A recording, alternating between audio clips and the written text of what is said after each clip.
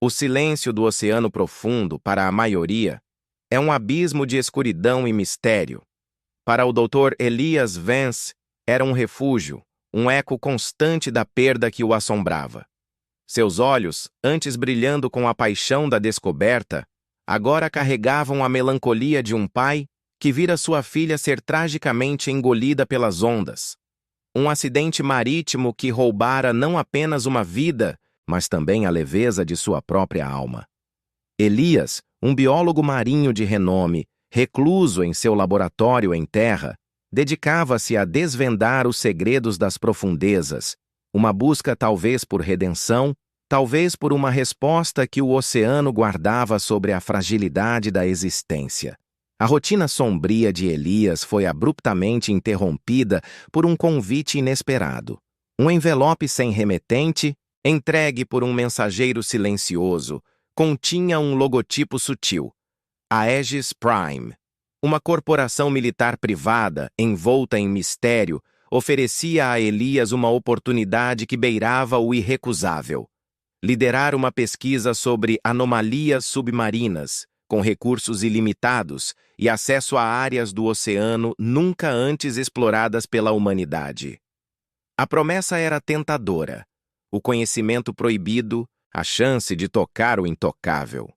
Elias, apesar de sua aversão a qualquer coisa remotamente militar, sentiu um puxão irresistível.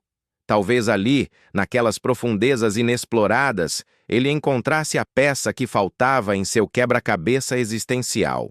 Ao chegar às instalações secretas da Aegis Prime, Elias foi recebido por uma equipe tão diversa quanto talentosa. Entre eles, a doutora Lena Petrova, uma engenheira de sistemas com um olhar penetrante e um passado que parecia tão nebuloso quanto as profundezas que eles estavam prestes a explorar. Lena era eficiente, quase fria, e Elias sentiu uma barreira invisível entre eles, uma desconfiança mútua que se instalou desde o primeiro aperto de mão. As primeiras semanas foram de descobertas perturbadoras. Em áreas remotas do Pacífico, os submarinos de pesquisa avançados da Aegis Prime detectaram estruturas submarinas que desafiavam qualquer explicação natural. Leituras energéticas anômalas, pulsos que pareciam vir de um coração gigante batendo no fundo do oceano, ecoavam nos monitores. Elias sentiu um arrepio na espinha. Aquilo não era obra da natureza. A verdade veio à tona em uma reunião a portas fechadas com os diretores da Aegis Prime. O projeto tinha um nome, pronunciado com reverência e um toque de temor: Leviatã. O objetivo não era apenas investigar anomalias, mas sim desenvolver armas biológicas a partir de organismos marinhos extremos, com foco em uma criatura lendária, um predador ápice que, segundo os mitos, dormia nas profundezas mais escuras. O conflito moral em Elias explodiu. Ele era um cientista, um protetor da vida, não um criador de meios para sua destruição. A promessa de conhecimento se transformara em uma armadilha, um pacto com o diabo. Sua pesquisa começou a ser sutilmente manipulada. Dados eram omitidos, relatórios alterados. Elias percebeu que não era mais um pesquisador independente, mas uma ferramenta em um jogo muito maior. Ele tentou levantar suas preocupações com uma colega próxima, uma oceanógrafa brilhante que compartilhava seu ceticismo. Ela prometeu investigar, mas desapareceu misteriosamente alguns dias depois, sem deixar rastros, como se o oceano a tivesse engolido. O silêncio da Aegis Prime era ensurdecedor. Elias sentiu o medo gélido subir pela espinha. A corporação não apenas manipulava a ciência, ela silenciava. Ele estava preso, um peixe em um aquário prestes a ser esmagado. Quem estava por trás de tudo isso? Qual o verdadeiro alcance dessa operação sombria? A cada dia, as profundezas da conspiração pareciam se aprofundar ainda mais. Antes de continuarmos, inscreva-se no canal e nos diga nos comentários de onde você está assistindo. A desconfiança inicial entre Elias e Lena, embora latente, começou a se aprofundar evoluindo para uma complexa teia de dependência e suspeita. Elias observava Lena com uma mistura de admiração e cautela. Ela era brilhante, capaz de desvendar os códigos mais complexos e operar equipamentos que ele mal compreendia, mas seus olhos guardavam segredos que o impediam de confiar plenamente. Cada troca de olhares, cada frase ambígua, reforçava a intuição de Elias. Lena não era apenas uma engenheira, ela era uma peça fundamental no tabuleiro da Aegis Prime, e seus movimentos eram calculados. Ele sentia que ela também estava presa, talvez por correntes invisíveis, mas ainda assim cúmplice. A linha tênue entre aliado e inimigo nunca pareceu tão borrada. Impulsionado pela necessidade de respostas e pela crescente indignação com o desaparecimento de sua colega, Elias confrontou Lena. Não diretamente, mas com sutileza, plantando sementes de dúvida sobre a moralidade das ações da Aegis Prime. Para sua surpresa, Lena não o refutou. Com uma relutância palpável, quase como se estivesse se confessando, ela o guiou através dos labirintos digitais dos servidores da corporação. Juntos, eles acessaram dados confidenciais, protegidos por camadas de criptografia que fariam a segurança nacional parecer um jogo de criança. O que eles descobriram gelou o sangue de Elias. Os relatórios detalhavam uma série de experimentos grotescos. Criaturas marinhas, antes pacíficas, haviam sido geneticamente modificadas, transformadas em aberrações mutantes com capacidades destrutivas.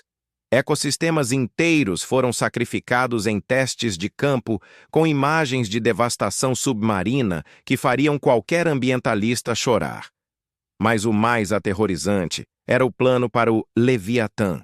Não se tratava apenas de uma arma biológica, era uma ferramenta de controle global. A Aegis Prime pretendia usar a criatura lendária para manipular correntes oceânicas, controlar padrões climáticos e, em última instância, exercer um poder sem precedentes sobre as nações, chantageando-as com a ameaça de desastres naturais sob seu comando. Enquanto Elias mergulhava mais fundo nos arquivos, uma data saltou aos seus olhos. Um teste inicial de estabilidade biológica havia ocorrido na mesma área e na mesma época do acidente que ceifou a vida de sua filha. Um calafrio percorreu sua espinha. Não era uma coincidência. O acidente de sua filha não foi um mero infortúnio. Foi um efeito colateral, uma fatalidade ignorada nos testes da Aegis Prime. A busca de Elias por conhecimento transformou-se em algo muito mais sombrio, mais visceral.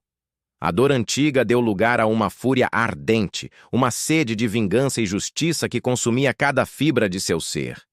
Ele não estava apenas lutando pela verdade, estava lutando por sua filha. Sua descoberta não passou despercebida. Em pouco tempo, Elias foi convocado para o gabinete do General Thorne, o líder implacável da Aegis Prime. Thorne era um homem de aço, com olhos que pareciam perfurar a alma. Ele justificou suas ações em nome da segurança global, da ordem em um mundo caótico. Às vezes é preciso queimar a floresta para salvar a Dereva, Dr. Vance, disse ele com um sorriso frio. Então, Thorne soltou a bomba. A doutora Petrova é uma de minhas melhores agentes. Ela estava lá para monitorá-lo, para garantir que você não se desviasse do caminho. Elias sentiu o chão sumir sob seus pés. Lena, uma agente infiltrada? Suas lealdades eram ambíguas, sim, mas a revelação de Thorne era um golpe devastador. Antes que Elias pudesse processar a traição, um alarme ensurdecedor ecoou por toda a instalação. Lena, com uma expressão indecifrável, apareceu na porta do gabinete de Thorne, empunhando um dispositivo de interferência. General, seus sistemas estão comprometidos. Temos que sair daqui, ela disse, sua voz calma, mas com uma urgência velada. Elias percebeu que, apesar das palavras de Thorne, Lena estava ali para salvá-lo. A fuga foi caótica, uma corrida desesperada pelos corredores metálicos da instalação, sob o fogo de guardas armados. Elias e Lena conseguiram alcançar um pequeno submarino de pesquisa, carregando consigo os drives de dados que continham as provas irrefutáveis contra a Aegis Prime.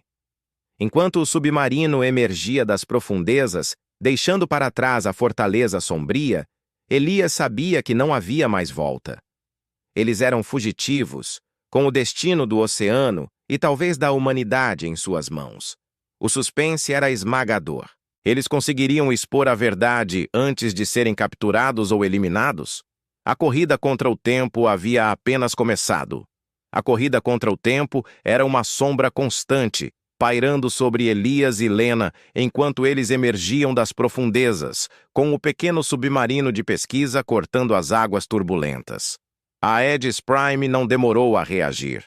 Ondas de calor e sinais de rastreamento varriam o oceano. Uma caçada implacável que os forçava a mergulhar em abismos ainda mais profundos, buscando refúgio em trincheiras oceânicas e cavernas submarinas inexploradas.